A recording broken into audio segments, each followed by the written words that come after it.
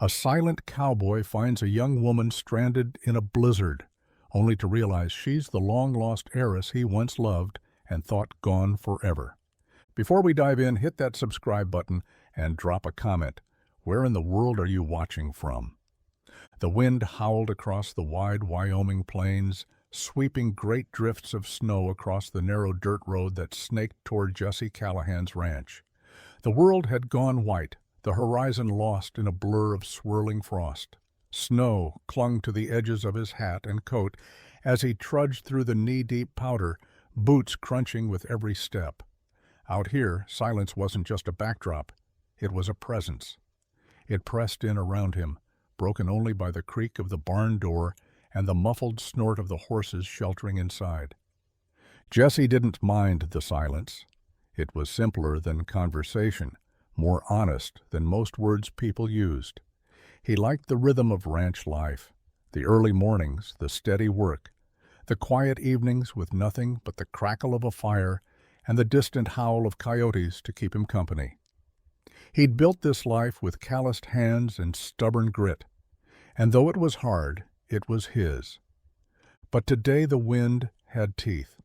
The storm had blown in faster than expected, and the roads were already impassable. He'd spent the morning breaking ice from the water troughs, layering fresh hay, making sure the livestock were fed and sheltered. There was comfort in the routine until he saw the trail of tire tracks veering off the main road. They shouldn't have been there. No one should have been driving this way in weather like this. He followed the tracks on foot, every step slower than the last as the wind threatened to push him backward. Then, through the haze of snow, he saw it. A white SUV half buried in a ditch, its hazard lights blinking dimly through the storm. Steam curled up from the hood. One door hung slightly ajar. Jesse's breath caught. Someone was out there, alone. Without hesitation, he moved toward the vehicle, his hand resting instinctively on the handle of the old revolver at his hip, not out of fear, but habit. As he neared the driver's side, he spotted a figure slumped against the seat, wrapped in a thick coat, motionless. He opened the door. The cold hit him like a slap, and then he saw her face, pale, beautiful, familiar. Jesse Callahan didn't believe in ghosts, but in that moment, he wondered if he was staring at one. The snow hadn't let up all afternoon. Thick, heavy flakes fell from a sky the color of steel, piling onto already buried fence posts and turning the ranch road into a pale ribbon that twisted blindly through the hills. Jesse guided his truck slowly, one hand on the wheel, the other resting near the heater vent. The tires crunched over ice-packed ruts, and the windshield wipers thudded a weary rhythm as they battled the blizzard. He didn't normally leave the ranch in weather like this, but a section of the eastern fence had gone down in the wind, and the cattle wouldn't wait for blue skies. He'd patched it quickly, fingers stiff from cold, cursing the gusts that nearly knocked him off his feet more than once. Now, he just wanted to get home, back to the quiet warmth of the fire, maybe a mug of coffee if the power still held. Then something flickered through the white. A pulse of orange, far off and low to the ground. Jesse narrowed his eyes, slowing the truck even more. Another flicker. Hazard lights.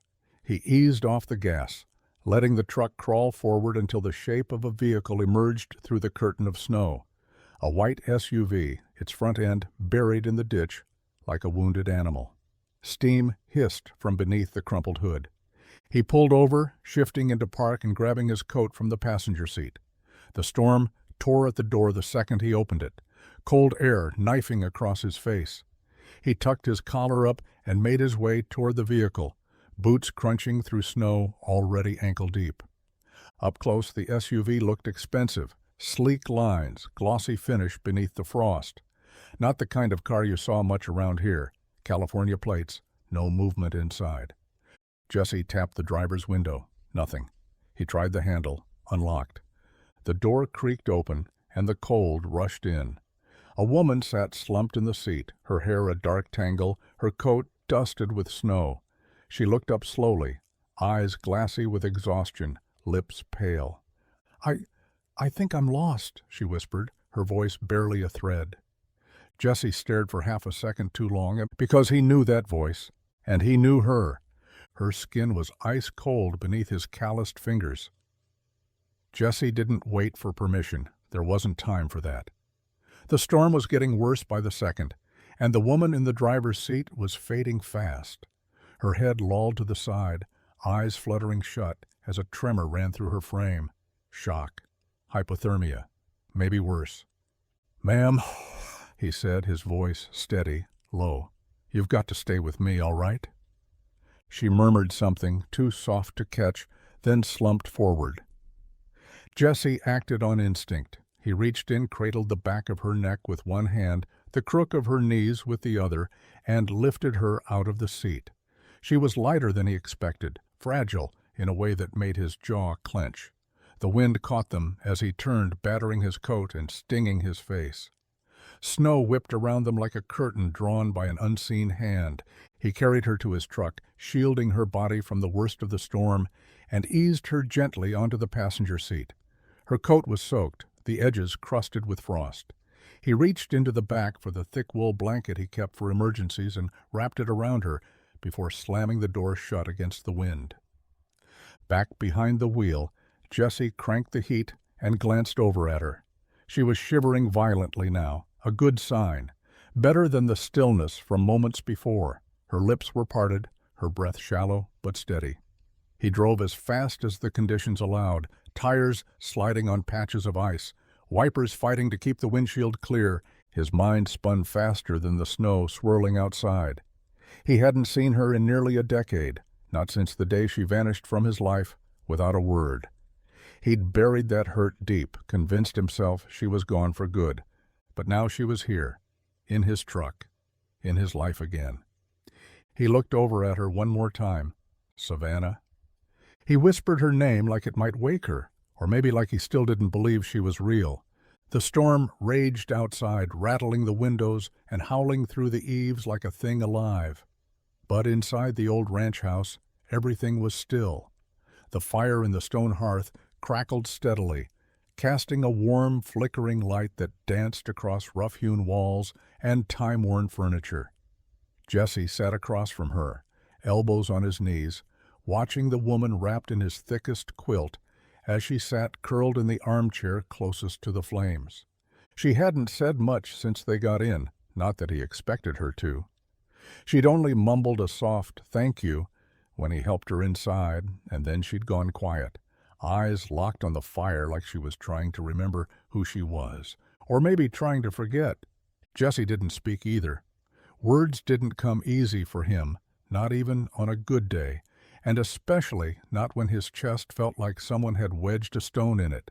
She looked older now, more refined, more tired, but it was her. He was sure of it, Savannah Hale, the woman he once thought he'd spend his life with, the one who disappeared without a goodbye, leaving nothing behind but the hollow ache of not knowing why. He stood up, moved to the kitchen, and returned with a mug of coffee, black, strong, and hot. When he handed it to her, their fingers brushed. She looked up at him, startled, like she'd forgotten he was even there. For a beat too long, their eyes held. Then she looked away. "Thanks," she said softly, curling her hands around the mug like it might anchor her. He nodded and returned to his spot by the fire, leaning back in the creaky old rocker that had once been his father's. Outside, the wind slammed against the side of the house, snow piling higher by the minute. They were snowed in now, no question about it. She wasn't going anywhere tonight. The silence stretched between them, thick with things unsaid. Memories neither wanted to unpack, questions Jesse didn't know how to ask.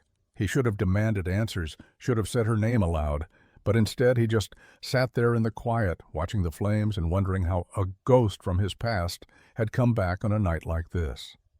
The firelight painted her face in soft, shifting shadows, catching in the curve of her cheekbones, glinting off the strands of damp hair that clung to her forehead. She hadn't said another word since taking the coffee, just sat there wrapped in the quilt like a woman trying to disappear into the fabric. But Jesse couldn't look away. He kept telling himself it couldn't be her. Not really. Maybe someone who looked like her. Sure. The world was big and coincidences happened.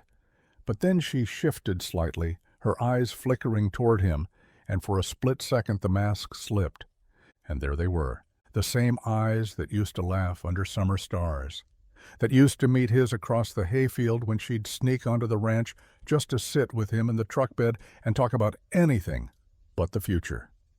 Those eyes had haunted him, long after he'd stopped admitting it out loud.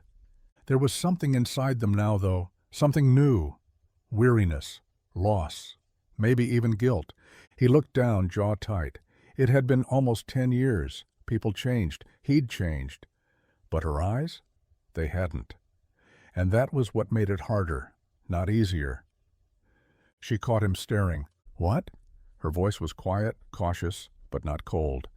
Jessie hesitated, swallowed. "You look like someone I used to know." A flicker crossed her face, too quick to read, but there. She looked down into her mug. People say that sometimes. Faces get familiar in strange ways. He didn't answer, just rocked slowly in the chair, the rhythm steady and slow. He wasn't a man who pressed when it wasn't welcome, and right now she was a woman wrapped in silence, hiding behind a name she hadn't given him yet. But still, he couldn't shake the feeling. The eyes didn't lie, and deep down, something told him, no matter what she said or didn't say, that Savannah Hale hadn't stayed buried in the past, not completely. She was here now, flesh and blood, breathing the same air, and whether she wanted to admit it or not, she remembered him too. The storm had eased into a steady rhythm outside, no longer violent, just relentless. Snow still fell in thick, quiet sheets, blanketing the world beyond the windows. Inside, the fire had burned low, its glow softer now, more golden than bright. Jessie had added another log a few minutes earlier, the hiss and pop of sap filling the silence. She was watching the flames again, her features calm on the surface but tight around the edges, like a woman bracing for something. Her hands clutched the mug he'd given her, now half empty and long gone cold. "I guess I should tell you my name," she said finally, her voice barely louder than the wind slipping under the door. Jessie didn't move. He just looked at her, his stillness louder than any answer. She turned her head slightly and for the first time really met his eyes. "It's Savannah, Savannah Hale." The name landed like a punch to the gut, sudden, sharp, and impossible to ignore. Jessie's throat tightened.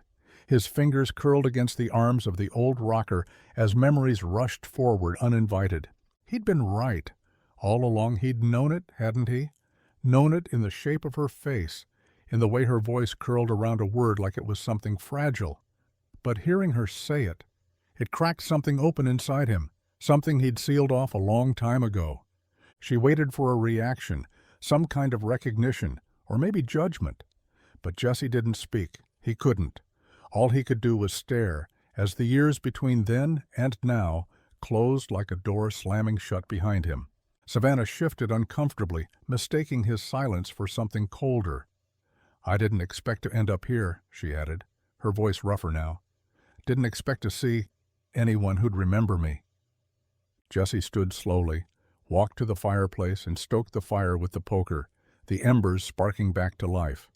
Then he turned, his eyes darker than before, heavy with things he wasn't ready to say. "I remember," he said quietly. And then he sat back down. The name still echoed in the room, fragile and sharp. Savannah Hale, back from the past, and now sitting just 10 feet away. The fire crackled, low and steady, but Jessie barely heard it. Her name still hung in the room, curling through the air like smoke he couldn't breathe past. Savannah Hale. 8 years and it still hit like a hammer to the ribs. She hadn't said anything else since the moment she named herself, and he didn't ask her to. Instead, he sat there in the chair his father once favored, staring into the fire, letting the weight of her presence settle like snow on the roof, quiet, cold, and heavy. His mind drifted, uninvited, back to the last day he'd seen her. She was supposed to meet him at the crossroads, where the gravel lane met the main road out of town. Her note had been clear. "Run away with me," she'd written, in quick, excited scrawl. A duffel bag packed, A borrowed truck gassed up. He'd waited for hours, nerves twisted into knots, checking the road every time headlights flickered in the distance. But she never came. No goodbye, no call, no letter, just silence. At first he'd worried, really worried. Had something happened? Had her father finally followed through on his threats? Savannah's family didn't take kindly to the idea of her slumming it with the Callahan boy, the quiet one who worked horses and fixed fences and didn't speak unless it mattered. He wasn't legacy. He wasn't wealth. He wasn't enough. But then, after the worrying, came the waiting. And after the waiting, nothing but a slow, grinding ache that turned into anger, then into something worse, indifference laced with regret. He'd buried her name the way he'd buried dreams of building a life with her. House, kids, porch swing, Sunday dinners. All of it had faded over time, like something he'd imagined in a fever dream that never quite made sense afterward. And now she was back, in his home, in his life. Like the universe had decided to reopen a wound just to see what kind of man he'd become since. Savannah shifted in the chair across from him, the blanket slipping slightly from her shoulders. For a moment she looked like the girl he remembered, the girl who had kissed him in the hayloft, the girl who promised forever, and the girl who never said why she broke it. Jesse watched her carefully, like a man studying a wild horse, uncertain whether it was wounded or just dangerous. Savannah sat quiet, the quilt still pulled around her like armor, eyes trained on the fire but unfocused, as if she were watching something far away. Maybe she was. She hadn't looked at him since she said her name, and she hadn't called his. That was what struck him hardest. Not even a flicker of recognition. No startled gasp, no whispered, "Jesse?" Nothing. Just that soft, distant tone. Savannah Hale. So he said nothing. Let the silence do the talking. She'd always hated that back then, said he could go whole days without a sentence, unless it involved cattle or the weather. She used to tease it out of him with smiles, laughter, soft touches on his arm, back when her touch still meant something. Now she wouldn't even meet his eyes. Finally she spoke, voice flat and cautious. "This is your place?" He nodded once. "Has been for years." She gave a faint, non-committal hum. "Thanks for getting me out of the snow." Jesse leaned back in the rocker, arms folded, heart tight. She sounded like a stranger, looked like one too, in that polished coat and high-end boots. She didn't belong here, not anymore. But even as his chest coiled with old anger, something in him kept watching her. That same quiet part of him that had always known her moods, her silences. She was hiding something. Whether it was fear, shame, or just the truth, he couldn't tell. But it was there. "You said your name's Savannah," he said evenly, not letting emotion bleed into the words. "Don't recognize me, do you?" She blinked slowly, and for a second, just a second, there was something like panic in her eyes. Then it was gone. I'm sorry, I hit my head in the crash," she said carefully. "Things are fuzzy. Faces, places, I'm not sure." Jesse let out a slow breath through his nose. "Liar," part of him whispered. Or maybe she wasn't. Maybe she really didn't remember the boy she once promised to love. Either way, the truth was clear as the wind outside. They were strangers again. The snow had slowed to a quiet drift by morning, but the cold clung to the air like it had settled in for the long haul. Jesse left Savannah asleep on the couch, the fire still going strong, her breath soft and steady beneath the quilt. She hadn't said much more after that talk the night before, just claimed exhaustion and turned away. He hadn't pressed. He never did. The silence suited him fine, mostly. But now, alone in the back room he used as a workshop and storage space, Jesse found himself standing in front of an old dresser he hadn't touched in years.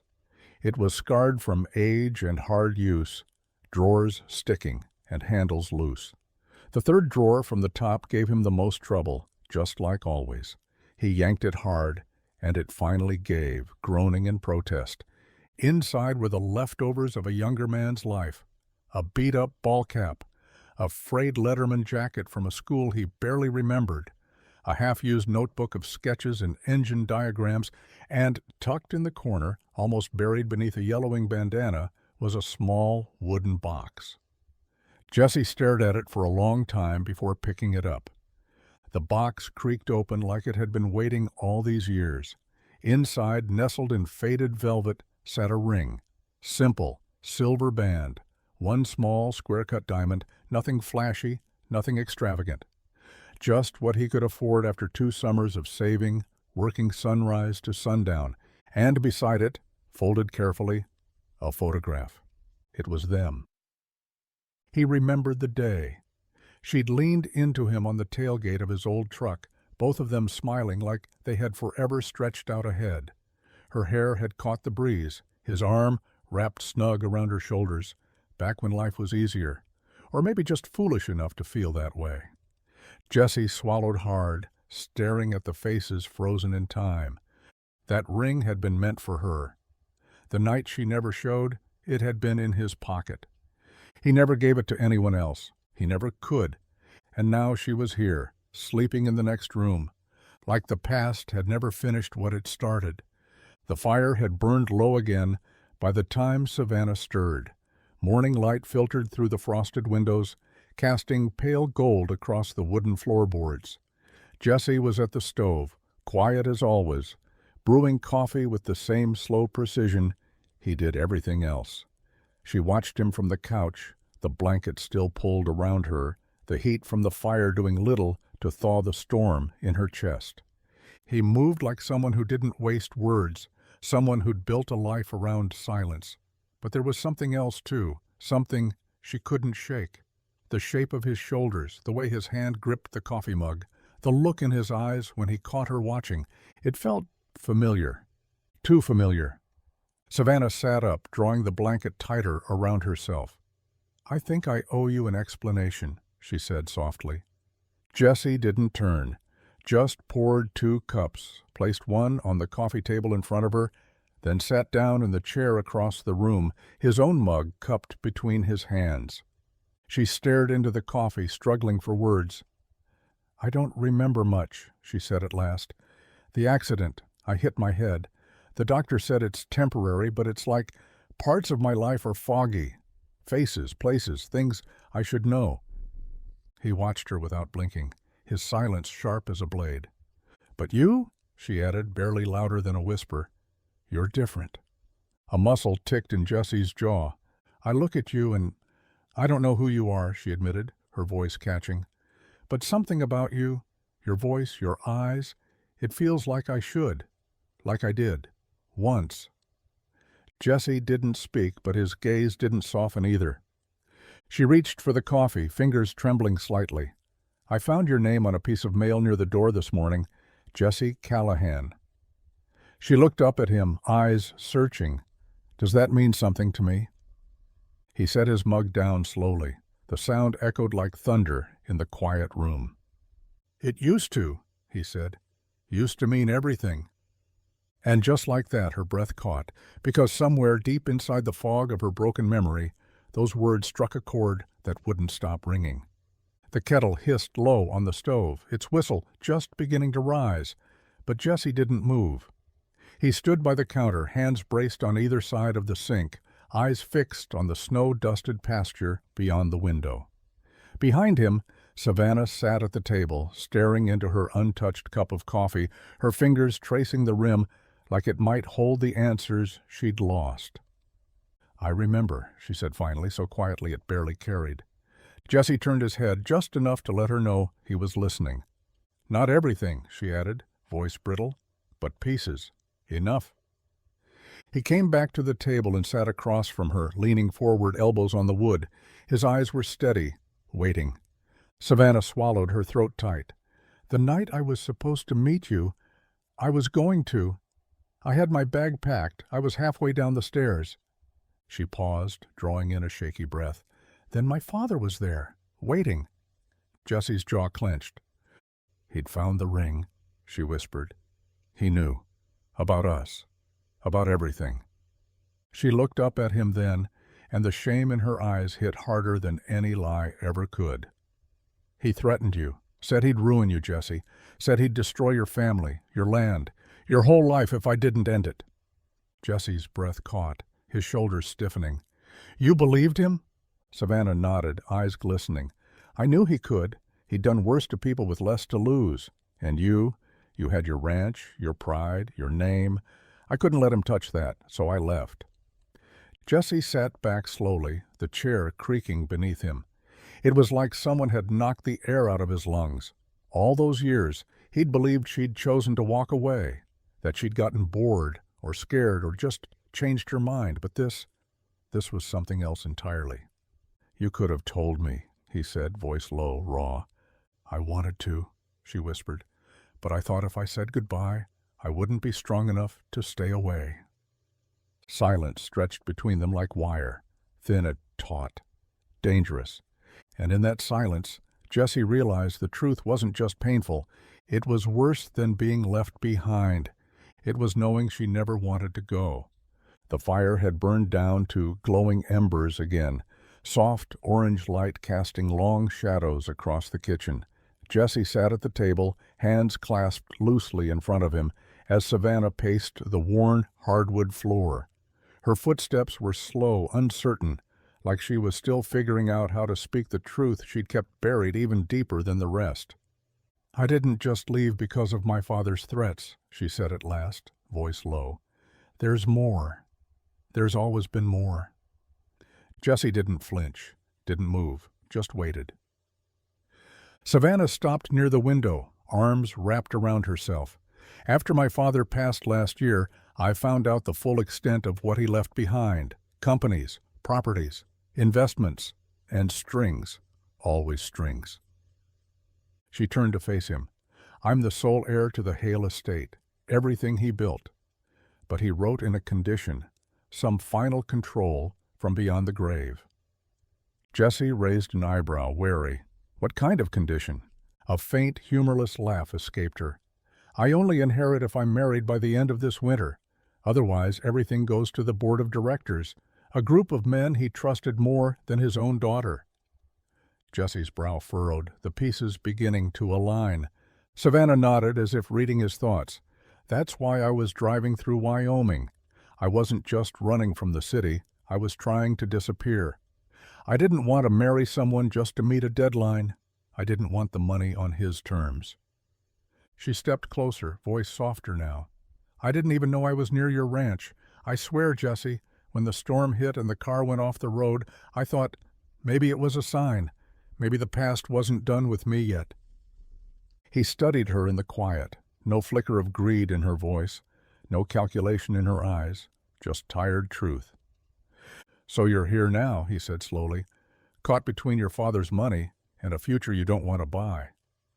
She nodded, eyes steady. "I don't want the money, Jesse. I never did.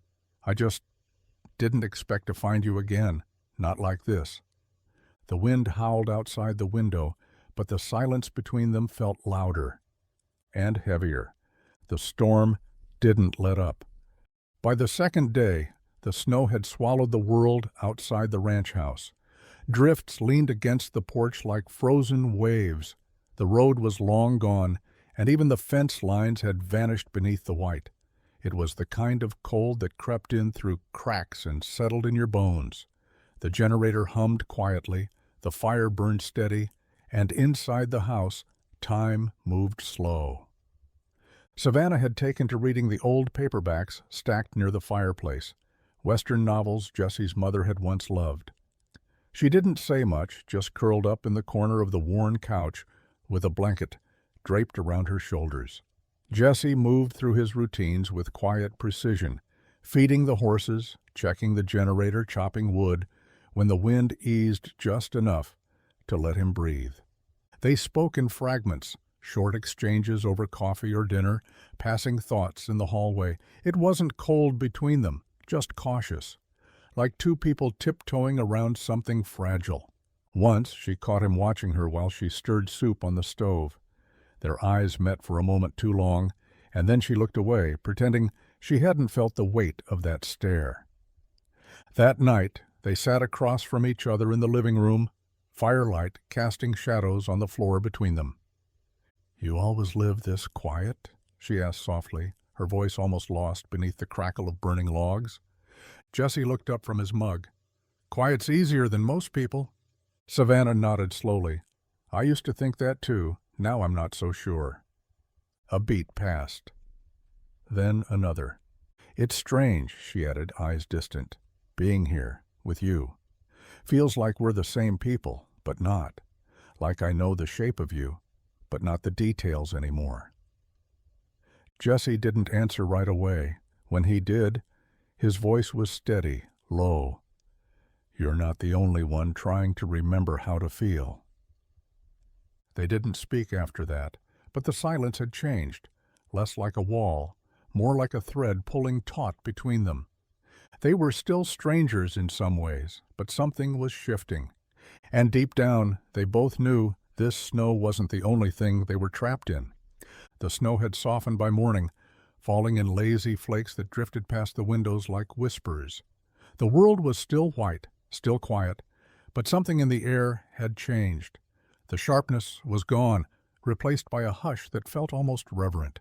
Inside, the ranch house was warm and still, the fire crackling low, the scent of coffee lingering in the kitchen.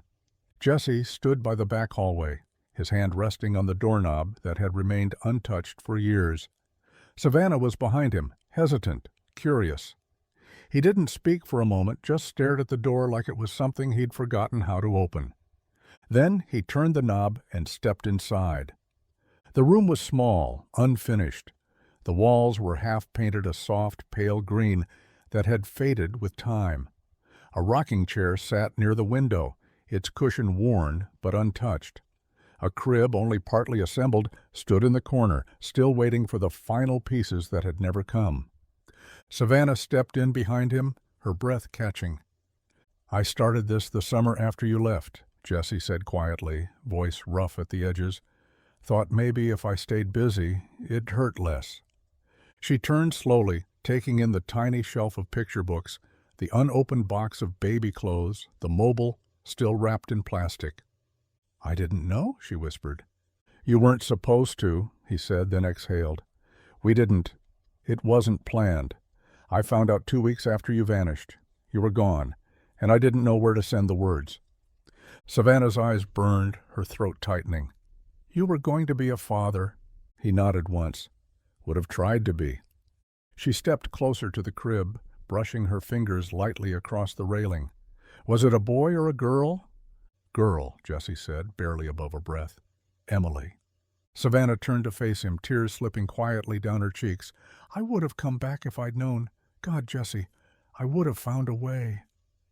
He didn't speak, just looked at her with eyes full of things too deep to say. And in the unfinished nursery, surrounded by what could have been, the weight of the past pressed between them like the snowfall outside, soft but inescapable. It was late. The fire had burned down to glowing coals, and the house was quiet except for the occasional groan of the wind pressing against the walls. Savannah couldn't sleep. The weight of the day, of the memories, of Emily's name, still ringing like a bell in her chest, made rest impossible. She found herself wandering, drawn down the hallway past the nursery, past the quiet rhythm of Jesse's deep sleep behind a closed door. At the far end of the hall, she stepped into what looked like a storage room, part office, part forgotten corner of a life lived mostly alone. The desk was sturdy, old, its surface scratched by years of work. On it sat a weathered box tucked between a coil of rope and a faded ranch calendar from 5 years ago. Something about it pulled her closer. She hesitated, then lifted the lid. Inside were envelopes, dozens of them. Some still sealed, others left open but never folded neatly. Each one had her name on it, written in Jesse's rough, blocky handwriting. No addresses, no stamps, just Savannah. She sank into the chair beside the desk, her hands trembling as she picked one up. June 3rd. You were supposed to be here by now. The truck's full of gas. I sat at the turnoff for 2 hours thinking maybe you got caught up or changed your mind. I'm trying not to think the worst. Maybe you're scared. Maybe I am too. Another, July 17th. Your father came by the ranch yesterday. Didn't say much. but his smile was enough. I think he knew I was still waiting for you. I hate that he gets to look at me like that. I hate that I'm still hoping. Letter after letter. Pain and confusion poured out in ink, raw, unfiltered, and heartbreakingly honest. October 5th. I started building a crib. I don't know why. Maybe it's stupid. Maybe it's a kind of goodbye I don't know how to give. Savannah covered her mouth, a sob slipping out before she could catch it. He had loved her in the silence. He had waited in the quiet. And he had written to her like she was the only home he ever had. The letters blurred as tears fell, one after another. She had broken something beautiful, and now, after everything, she didn't know if it could ever be whole again. The sun broke through the clouds for the first time in days, spilling gold across the snow-blanketed hills and painting the world in soft, blinding light. The storm had passed finally, leaving behind silence and a landscape untouched, glittering like glass. Jesse stood by the edge of the frozen lake that stretched out behind the old barn, his breath curling into the air. He held a pair of battered skates in one hand, not because he planned to use them, but because it felt like something from another life, back when winters weren't so quiet and hearts didn't carry so much weight. Behind him, Savannah appeared, wrapped in one of his old flannel coats, her boots crunching softly in the snow. "You used to bring me here," she said, stopping a few feet away. "I remember that, the lake, the way the trees looked like they were dipped in sugar." He gave a slow nod, eyes on the ice. "We used to race out there. You always cheated." She smiled faintly, stepping beside him. "You always let me." They stood in silence, watching the lake shimmer beneath the weak winter sun. Then Jesse reached into his coat pocket and held out one of the old skates.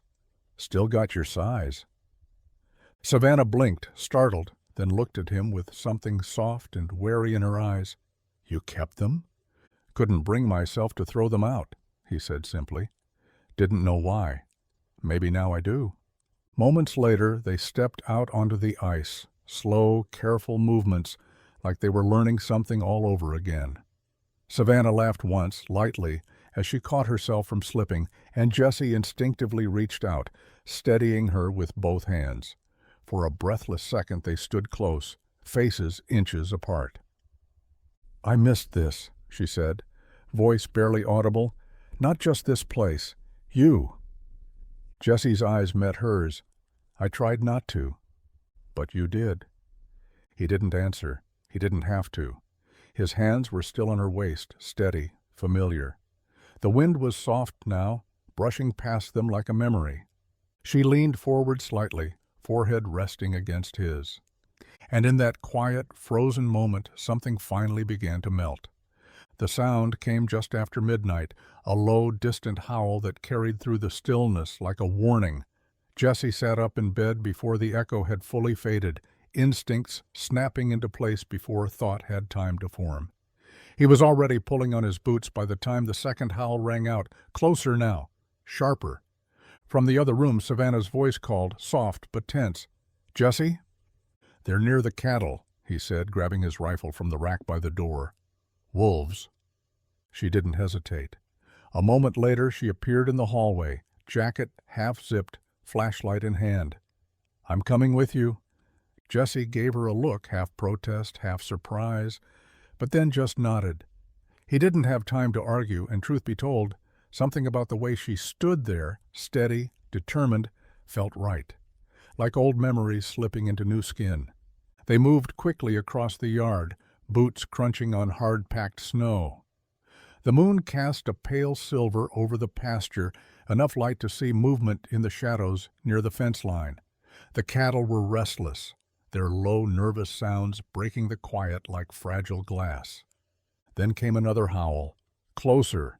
Too close. Jesse raised the rifle. "There," he said, pointing toward the edge of the tree line. Eyes gleamed back at them, yellow, sharp, and unafraid. Savannah stepped beside him, holding the flashlight steady. "It's a big pack." "Too big," Jesse muttered. One of the wolves lunged toward the fence, and the herd stirred, pressing back in fear. Jesse fired a warning shot into the air. The the crack echoing like thunder. The wolves hesitated, circling, but didn't retreat. "They're hungry," Savannah said, voice tight. "Desperate." "So are we," Jesse replied grimly. He fired again, closer this time, and Savannah flicked the light back and forth to keep the animals disoriented. After a long, tense moment, the wolves finally scattered, disappearing into the trees like smoke. Silence settled again, just their breath in the cold air. The cattle calmed slowly, still huddled together. Jesse lowered the rifle. "You did good." Savannah looked at him, cheeks flushed from the cold and adrenaline. "So did you." And as they stood together in the moonlight, shoulders brushing, hearts pounding, it was clear they weren't just protecting the ranch tonight. They were learning how to protect each other again. The storm had passed, and the ranch was quiet again, blanketed in a soft hush that only snow could bring. The world outside was still, but inside the old house, warmth clung to the walls and the scent of pine wood lingered from the fire. Evening had settled in, soft and amber, and Savannah found herself in the kitchen, folding dish towels just for something to do with her hands. From the living room, Jesse's low voice drifted in, steady, quiet, and low like it always had been when he thought no one was listening. She paused, listening harder. It was a melody. Familiar. A tune hummed more than sung, wrapped in a rhythm that reached past years and miles. Her breath caught before she even realized why. The lullaby.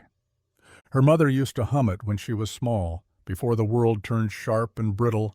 But more than that, Jesse used to hum it too. Back when they were kids, sitting by the lake under the stars. She'd told him once how it soothed her, how it reminded her of being safe. And he remembered, even then. Savannah dropped the towel and stepped softly toward the living room, the sound pulling her like a thread. Jesse was seated in the old rocker, boots crossed at the ankle, eyes half closed, unaware he was unraveling something in her. She stood in the doorway, silent, hand resting on the frame. And then, like a dam breaking, it hit her. The fairgrounds, his hand in hers during her mother's funeral, their first kiss by the hay bales, clumsy and perfect, the night they'd carved their initials into the barn door, the way he looked at her like she was something sacred. She remembered everything. Her breath hitched, and Jesse looked up, surprised by the sound, their eyes locked. "I remember," she whispered, voice shaking. "All of it. You, us." Jesse didn't move, didn't speak, but his eyes softened in that way she'd always known, that way that used to feel like home. Savannah stepped closer, her heart wide open. "I never stopped loving you, Jesse, not for a second." And in that moment, the years between them fell away, replaced by something timeless, something true. Love, never forgotten. Love, finally remembered. The wind had stilled outside, and with it came a rare, full quiet. Not the uneasy kind that hung between people who didn't know what to say, but the deeper kind, the kind that followed truth. Savannah sat on the couch, knees drawn to her chest beneath the worn quilt, firelight flickering against her face. Jesse sat in the old armchair across from her, elbows resting on his thighs, watching her the way a man watches the edge of a cliff, knowing he could fall again at any second. "I need to tell you everything," she said quietly, voice frayed around the edges. Jesse didn't answer, just waited. Savannah took a breath, and the words came slowly, like stones lifted from a deep, cold well. "My father knew about us long before I told him," she said. "He had me followed, read my messages. He knew we were planning to leave together." Jesse's jaw tightened, but he said nothing. "He called me into his office the night before we were supposed to meet," she continued. "He poured a drink like it was any other night, sat across from me like he hadn't already decided how the rest of my life was going to go." She looked at Jesse then, her voice trembling. "He said if I didn't disappear, if I didn't leave you without a word, he'd ruin you. Said he'd take your land, your family's name, everything. He had the money, the reach, the lawyers. I believed him, and I was scared." Jesse's eyes darkened, not with anger, but something heavier, grief that had never had a place to land until now. "I thought I was protecting you," she said. "I thought if I left he'd lose interest, that he wouldn't come after you if I wasn't in the picture. I packed a bag that night, but instead of coming to you, I got on a plane. He'd already booked the ticket." Her voice cracked. "I hated myself for it every day." Silence followed, thick and aching. Jesse stared into the fire, his fingers curling loosely around the edge of his chair. "You should have told me," he said, low and steady. "I know," she whispered, "but I thought walking away was the only way I could keep you safe." Jesse looked at her then, and for the first time, she didn't see blame in his eyes. Just pain, and maybe, beneath it all, a flicker of something that still hadn't died. The sun was just beginning to set, casting long shadows across the snowy fields as Jesse made his usual rounds. The storm had passed days ago, but the cold still bit deep, the kind that settled in and stayed a while. He walked the fence line with a practiced eye, checking for breaks, loose wire, or signs of wildlife. But something felt off. The tracks near the far gate weren't from cattle or deer. These were boot prints, too clean, too recent. He crouched down, touched the compressed snow, fresh, within the last few hours. Jesse stood, scanning the tree line. Nothing moved, but the feeling in his gut coiled tight. He wasn't the kind of man to jump at shadows, but he trusted his instincts, and right now they were telling him someone had been watching. Back at the house, Savannah was in the kitchen, humming softly to herself as she stirred something on the stove. Jesse walked in without a word and set his rifle by the door. She turned, caught his expression, and stilled. "What is it?" "There were tracks by the north gate, Björn," he said. "Too deep in for a lost hiker or someone passing through." Her face paled. The spoon in her hand clattered into the pot. "No," she whispered. "He wouldn't." Jesse stepped closer. "Who?" She swallowed hard. "My uncle, Gerald Hale. After my father died, he was supposed to step back from the company, let me take control. But he fought it. Hired lawyers, tried to prove I was unstable. That's when the inheritance clause showed up, hidden in the paperwork. He said it was my father's final wish, but I think—" "You think it was him all along," Jesse finished. She nodded. "If I don't marry by the end of winter, the estate goes to him. And he'll do anything to make sure that happens, including making sure I vanish again." Jesse's jaw tightened, the muscle twitching beneath the skin. "He's following you." "Or watching you," Savannah said quietly. "He knows about you now, that I'm here." For a long moment neither of them spoke. Then Jesse turned toward the window, eyes sharp, voice steady. "Let him come." The cowboy was done waiting in the dark. This time he'd fight for what mattered. The calendar on the kitchen wall hadn't meant much to Jesse in years, just a place to mark down cattle vaccinations, hay deliveries, the occasional supply run into town. But now, every red X felt like a clock ticking louder with each day that passed. Savannah stood in front of it, arms folded, eyes locked on the circled date. February 28th, her birthday, and the last day she could claim her father's inheritance. The last day she could take back control from the men who thought they could run her life, even from the grave. "You've got 12 days, Jesse said from behind her, voice low but firm. "Then what?" She didn't turn to face him right away, just stared at the date like it might disappear if she looked hard enough. "Then everything goes to Gerald, the board, the lawyers, all of it." Jesse leaned against the door frame, arms crossed. "What happens if it does?" "I lose more than money." Her voice was soft. "I lose my father's legacy, the people who work for that company, the promises I made to them before I ever knew what was in the will." He studied her, the way her shoulders tensed just slightly, like she was holding up more than just pride. "And the only way to stop it is to get married." She turned now, meeting his gaze. "Legally married, yes. Before midnight on my birthday, with proof, paperwork, witnesses." Jesse didn't flinch. "That why you came here, hoping I'd agree to help?" "No," she said quickly, a flicker of shame in her voice. "I didn't even know I was coming to you. I just ran. I was trying to disappear from it all, not drag you into it." Silence fell between them, but this time it wasn't sharp. It was heavy, honest. "I'm not asking for a favor, Jessie," she added, quieter now. "I'm not asking for anything. I just wanted to be somewhere that felt real, somewhere I didn't have to pretend." Jesse nodded slowly, his jaw tight, his eyes unreadable. 12 days, he said again. And though neither of them said it, they both knew.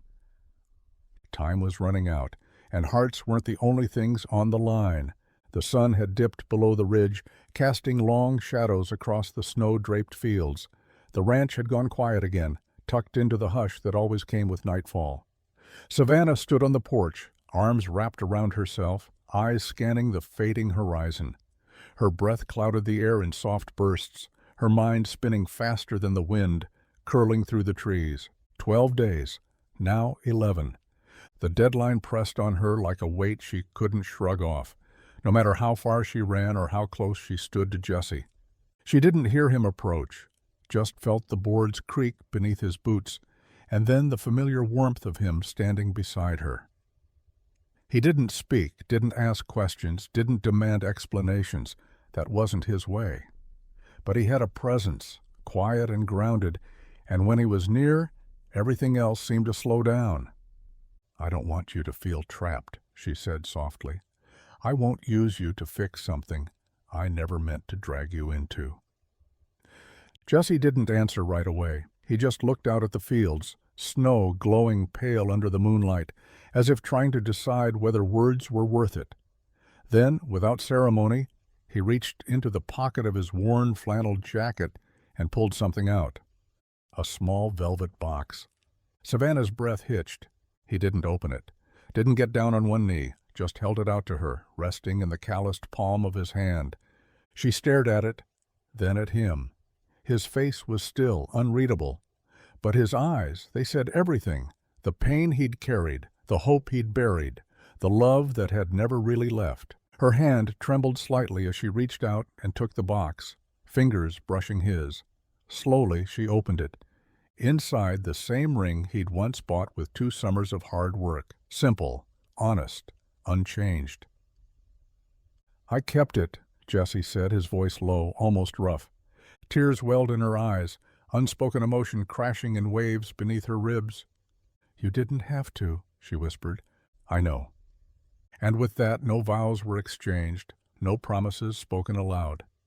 But in that moment, on a quiet porch beneath a cold Wyoming sky, it was a proposal just the same. Savannah stood at the window, suitcase by her side, coat already buttoned, her breath fogging the glass as she stared out into a world that had suddenly vanished again. The snow had started as a whisper, fine flurries drifting lazily across the fields. But within an hour, the wind had picked up, and now it screamed across the land like something wild and angry. Thick white sheets whipped through the air, blinding and heavy, devouring the road that led into town. Jesse stood behind her, jaw tight, radio crackling faint static in his hand. The voice on the other end had just confirmed what he already feared. "All routes closed past the valley," the deputy had said. "Visibility's shot. Power lines down. No one's getting through tonight." He clicked it off and set the radio down gently, like if he moved too fast it would make everything worse.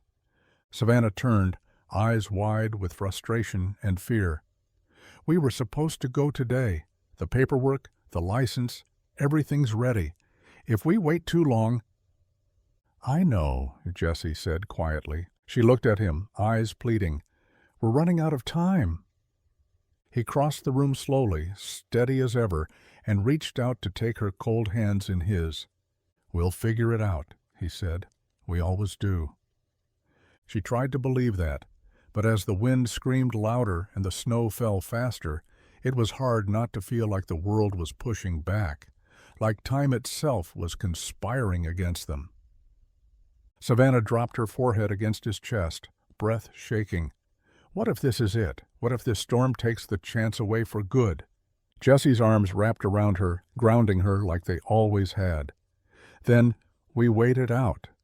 And when the sky's clear, we finish what we started. Outside, the snow kept falling, relentless and silent. Roads buried, plans delayed. But inside there was warmth, a fire.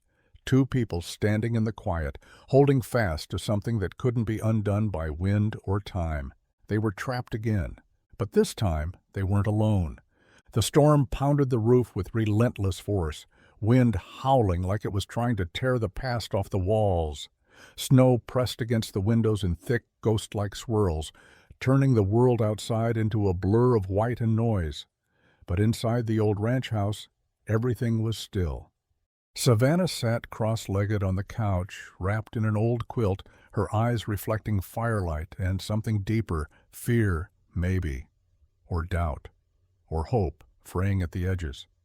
Jessie stood across from her, leaning against the mantel, hands tucked into the pockets of his flannel shirt, staring into the flames like they might speak first. The silence stretched, full and heavy. She broke it. "Say something." He looked up slowly, eyes locking with hers. "You think I don't want to?"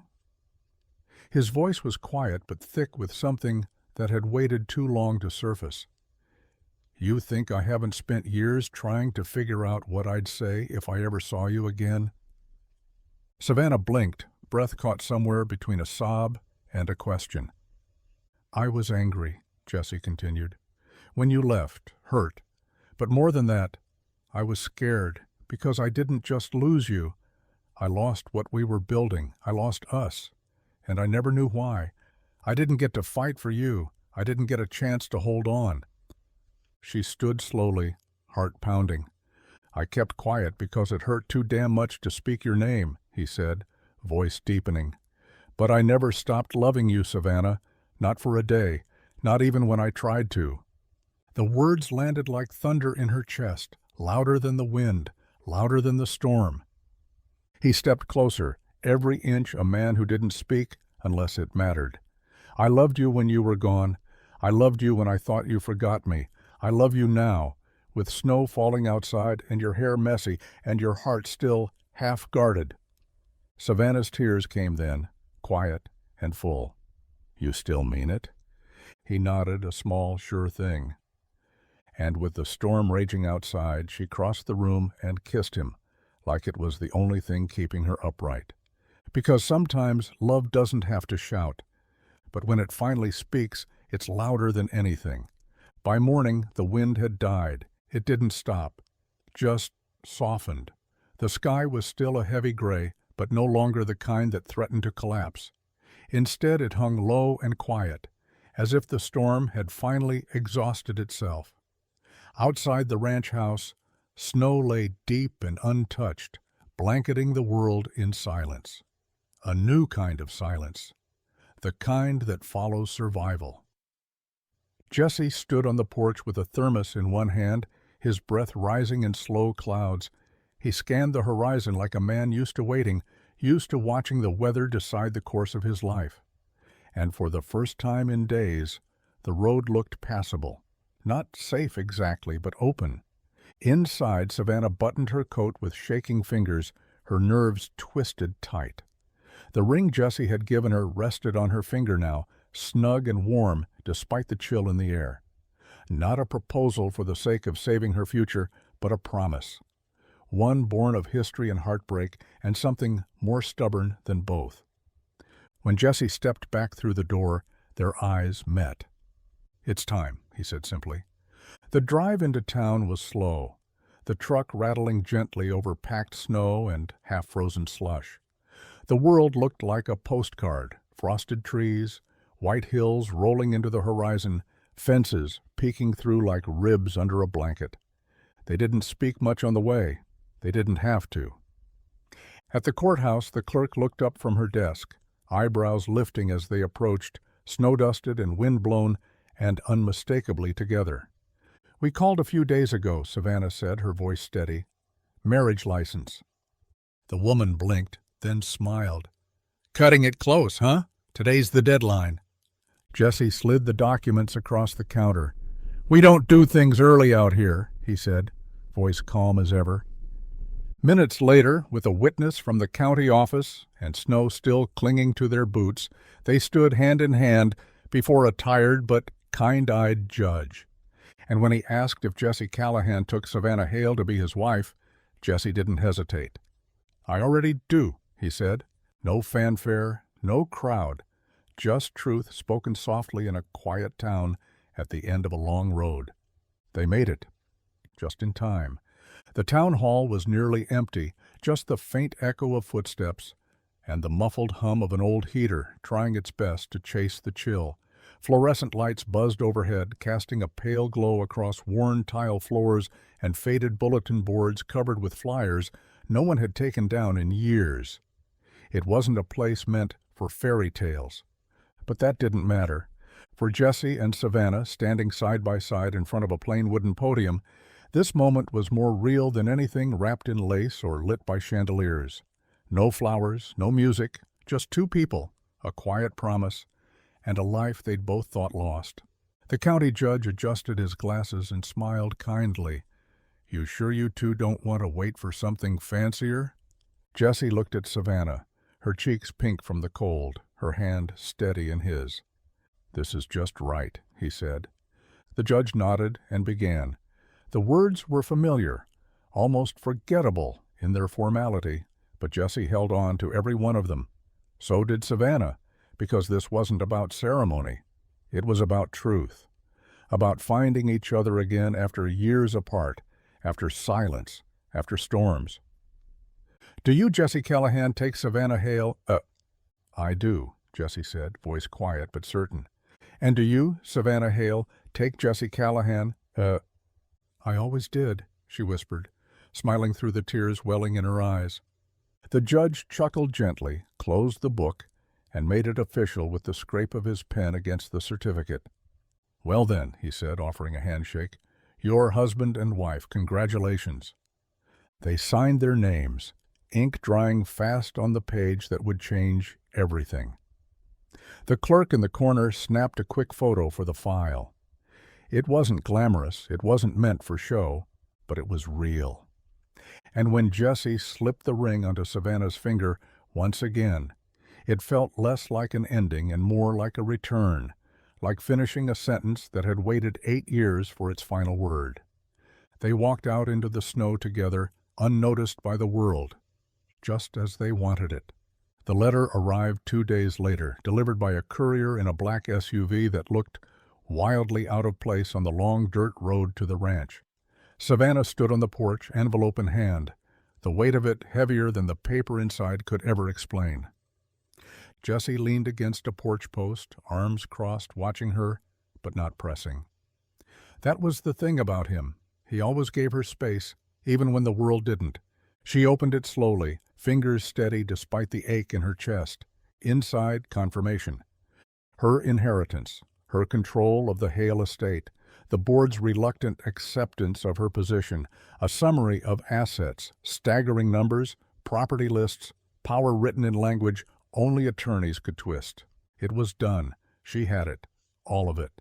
And yet, Savannah felt nothing but tired. She glanced up at Jessie, who stood quiet in the pale light of morning, snow melting in slow drops from the porch rail. His flannel sleeves were rolled to his elbows, dirt still under his nails from fixing the fence that morning. He hadn't changed, wouldn't change. And she realized that was the part of her life that mattered. Not what was in her name, but who stood by her side. "They gave it to me," she said, voice flat. Jessie didn't move. "You surprised?" "No." She folded the letter and looked out at the pasture. "But it doesn't mean what they think it does." He said nothing, waiting. She turned toward him, eyes clear now. "I'm not going back to that world, Jessie. Not the boardrooms, not the backstabbing, not the press releases. Let them have the title. I've already got what matters." His brow furrowed. "You sure?" Savannah walked up to him, sliding her hands into the space between his arms and his chest, grounding herself in the weight of him. "The empire means nothing without you. It never did." Jessie didn't smile, not fully, but his hand came up to brush her cheek, and his eyes softened in that quiet, soul-deep way of his. "You always were stubborn," he said. "So are you," she replied, leaning in. "That's why we work." And out on that porch, far from the world she'd inherited, Savannah Hale chose the only legacy she wanted to build, one where love was worth more than anything money could buy. The truck rumbled down the long dirt road, tires cutting twin tracks through the snow-packed earth. The ranch came into view just as the sun dipped low on the horizon, casting golden light across the fields and painting the white world in hues of amber and rose. Smoke curled lazily from the chimney, and the barn stood tall and steady, weathered by time but still proud, just like the man behind the wheel. Jessie glanced over at Savannah. She was quiet, eyes on the landscape like she was memorizing it all over again, but the way her hand rested in his, fingers laced tight, spoke louder than words ever could. They weren't driving back to where it all began, not exactly. They were driving forward to something new, something reclaimed. Home. He parked by the porch, killed the engine, and sat for a moment as the silence settled. No storm, no tension, just the hush of coming back to a place that had been waiting for them both. Savannah stepped out, her boots crunching softly on the snow, as she looked up at the ranch house. "It feels different," she said. Jessie came around to meet her, hat pulled low against the breeze. "'Cause you're seeing it through new eyes." She turned to him, smile tugging at her lips. "No, I think I'm seeing it through true eyes, for the first time in a long time." They climbed the porch steps together, side by side, not as strangers, not as shadows of what might have been, but as something stronger, weathered, tested, whole. Inside, the house smelled of cedar and coffee and warmth. The fire was already lit, casting golden light across the walls. Savannah slipped off her coat, hung it beside his, and looked around like she was settling into more than just a room. Jessie stood behind her, arms wrapping around her waist, his chin resting lightly on her shoulder. "You're home now," he murmured. She leaned into him. "We both are." Outside, the snow began to fall again, soft, light, no longer a storm, and this time they weren't waiting for the weather to clear. They were already where they belonged. The wind was calm that morning, the kind of quiet that made you pause before stepping outside, like the land itself was holding its breath. Jessie stood by the fence line with a hammer in one hand and a new cedar post balanced against his hip. The earth was still hard beneath the snow, but not frozen through, just enough give to make the work slow and steady. Just the way he liked it. He dug in the post, tamped it down, and began securing the rail with practiced ease. Fence work was honest, no guessing, no mind games. You put something broken back together, and when you were done, it held strong. Didn't matter what came next, it just stood.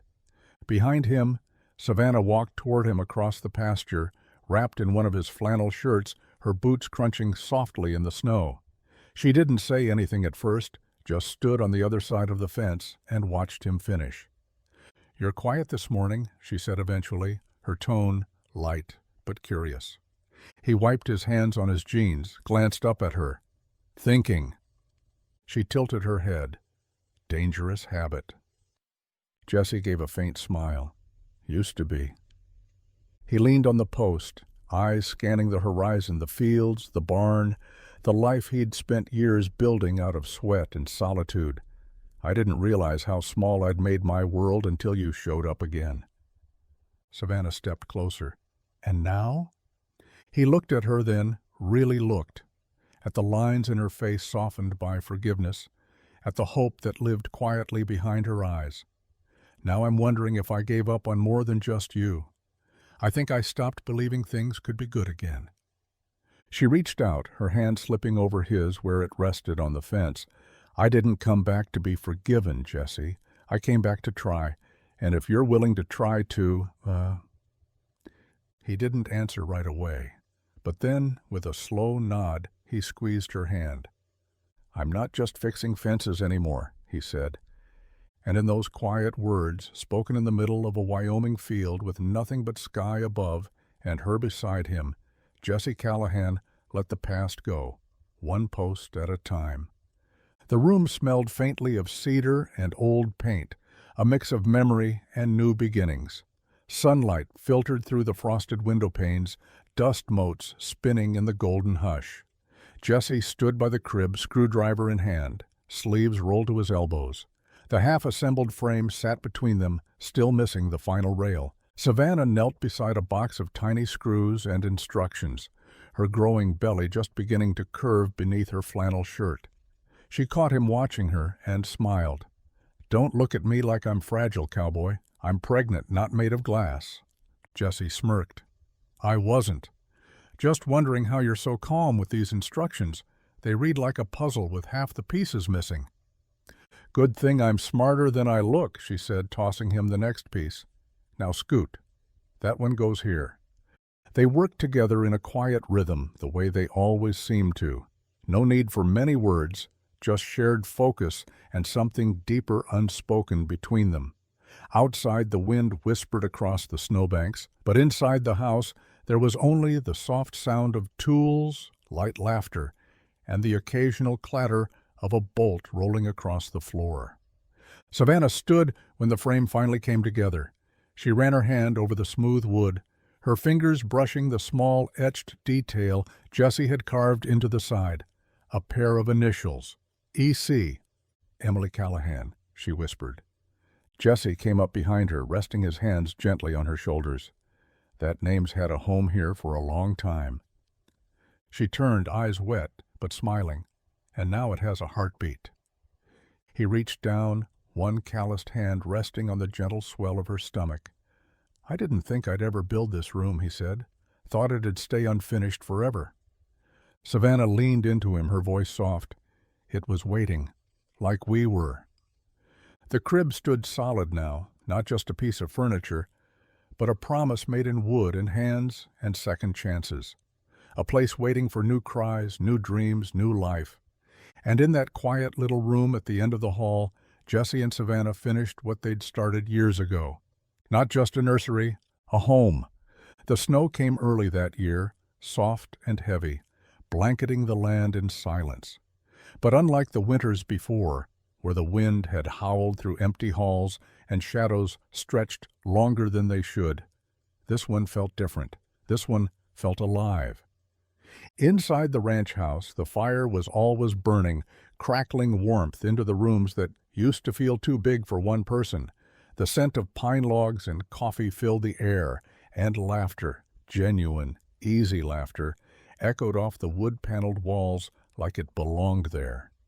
Jesse stood in the kitchen, brow furrowed in deep concentration, as he attempted pancakes for the third time that week. Savannah sat at the table, one hand resting lightly on her growing belly, the other cradling a mug of tea as she watched him with amusement. "Don't flip it yet," she warned, grinning. "I got this," Jesse muttered. The pancake hit the pan with a splatter that made them both laugh, loud and full. Later, they bundled up and walked the fence line together, Jesse's arm draped over Savannah's shoulder, their boots crunching through fresh snow. He pointed out where the foxes had passed, where the cattle huddled beneath the lean-to, and where the pond had frozen just enough for skating. She listened, leaning into his warmth, their silence comfortable and full. Nights were slow and golden, blankets, board games, late-night stories whispered by the fire. Jesse began reading aloud from old books she'd found in the attic, his deep voice steady and soft, his words wrapping around her like a second quilt. The pain didn't vanish. The past didn't forget itself. But something in the quiet of this winter healed them both. Forgiveness settled like the snow, soft, steady, building something beautiful with time. On Christmas morning, Savannah gave Jesse a small hand-carved sign, "The Callahan family, est this winter." He didn't say much when he opened it, but she saw the way he traced the letters with his thumb, eyes a little shinier than usual. This wasn't the life they planned, but it was the life they built, together. And in the stillness of their first winter, as husband and wife, love took root in every snow-covered corner of the ranch. The sun was setting slow behind the western ridge, painting the snow-covered pasture in soft strokes of gold and rose. The sky stretched wide and open, endless in that quiet Wyoming way. Jesse sat on the porch swing, one hand wrapped around a mug of black coffee, the other resting across the worn wood rail. The boards beneath him creaked with each gentle sway, a sound he'd grown used to, like the wind through fence posts or the hush of horses in the barn at dusk.